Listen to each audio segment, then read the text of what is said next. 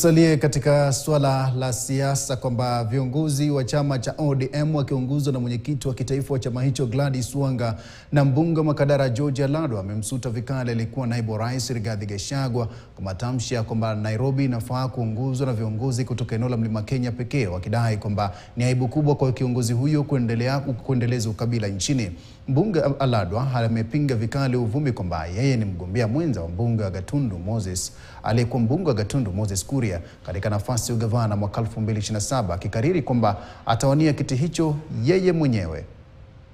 Sisi Nairobi, waziri, sisi ni watu hatuna ukabila. Ukiona kiongozi analeta ukabila Nairobi, huyo ni adui wetu. Hatutakubali ukabila Nairobi. Kabila zote Nairobi za Kenya ziko hapa.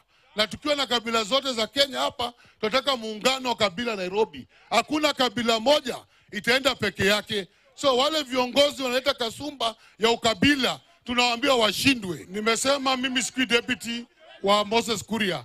Mimi nasimama governor kwa tiketi ya ODM.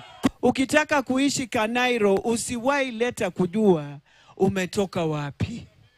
Maana sisi tunaishi ndugu na dada, na wakati tunasaidiana haijalishi kwenu ni wapi. Ile inajalisha ni kwamba wewe ni jirani yangu na ni jirani